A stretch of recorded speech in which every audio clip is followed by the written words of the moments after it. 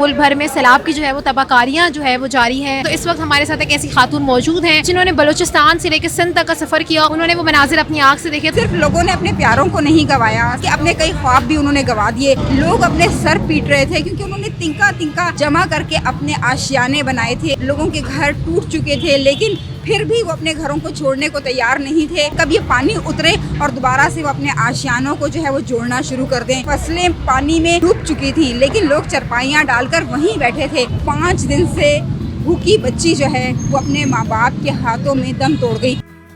अस्सलाम वालेकुम जी, पाकिस्तान स्टोरीज़ के साथ मैं हूँ नबीहा शाहिद। इस वक्त जो है मुल्क भर में सैलाब की जो है वो तबाहकारियाँ जो है वो जारी हैं। इंतज़ामिया जो है वो इस वक्त काम में मसरूफ़ है। जो सैलाब ज़दगान हैं, जो मुतासरीन हैं, उनकी जो है वो हर मुमकिन मदद की जा रही है। और कुछ ऐसे भी लोग थे जो सफ़र कर रहे थे, उन्होंने वो मनाजिर अपनी आँख से देखे। तो इस वक्त हमारे साथ एक ऐसी खातून मौजूद हैं जिन्होंने बलूचिस्तान से लेकर सिंध तक का सफ़र किया। क्या मुश्किलात उन्होंने देखी, कौन से ऐसे दिल दहलाने वाले वाक़यात थे जो उनकी नज़र से गुजरे, किस मुश्किलात का सामना करने के बाद वो कराची पहुँची। तो इस वक्त जो है वो मेरे साथ बुशरा मौजूद हैं, सहाफ़ी हैं। इनका ताल्लुक जो है वो जर्नलिज्म से ही है। बुशरा ने किस तरह जो है वो बलूचिस्तान से सिंध तक का जो सफ़र किया। जब तक आप किसी भी ऐसी सूरत हाल के बीच में नहीं जाते जहाँ पर लोग फंसे हों, तब तक आपको शायद वो चीज़ें समझ में नहीं आती। ये एक बहुत बड़ा सफ़र था कि कोयटा से पूरे बलूचिस्तान और फिर आप सिंध तक का सफ़र करते हैं।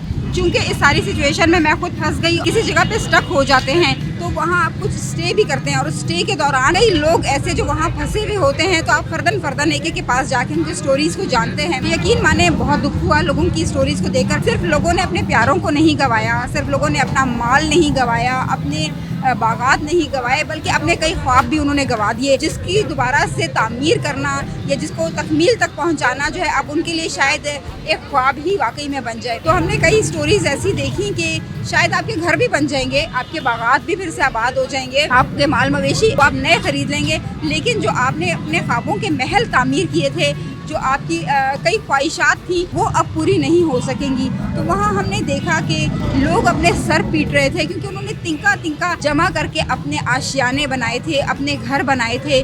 लोगों के घर टूट चुके थे लेकिन फिर भी वो अपने घरों को छोड़ने को तैयार नहीं थे। वो 2-2, 3-3 फुट पानी में बैठे हुए थे, इस बात का इंतजार कर रहे थे कब ये पानी उतरे और दोबारा से वो अपने आशियानों को जो है वो जोड़ना शुरू कर दें। कई मकामात पर हमने देखा कि फसलें पानी में डूब चुकी थी लेकिन लोग चरपाइयाँ डालकर वहीं बैठे थे और ये इंतजार कर रहे थे कब ये पानी उतरे। और शायद एक उम्मीद थी कि शायद जब ये पानी उतरेगा तो इसके नीचे उनको उनकी फसल जो है या जो भी सब्जी जो कुछ उन्होंने वहाँ पर उगाया था शायद वो बच गई हो, शायद वो उनको मिल जाए। तो बड़ी तकलीफ होती है लोगों की ऐसी सूरत हाल को देखते हुए। और कई बुजुर्ग हमने ऐसे देखे, कई बच्चे हमने ऐसे देखे।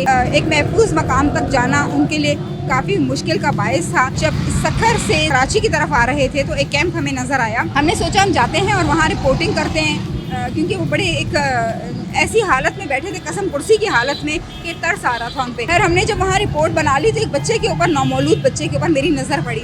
मैंने उनकी वालदा से पूछा, मैंने कहा ये बच्चा तो मुझे 1-2 दिन का लगता है, जैसे 1-2 दिन पहले हुआ। तो उन्होंने बताया कि जिस वक्त सैलाबी रेला आया उस वक्त मैं मेरी डिलीवरी का टाइम करीब था और घबराहट में मज़ीद जो है मेरे लिए मुश्किलात पैदा हो गई। और जब मैंने इस बच्चे को डिलीवर किया तो वहाँ पर कोई भी ऐसी सूखी जगह मौजूद नहीं थी कि मैं इस बच्चे को वहाँ पर जन्म दे सकती।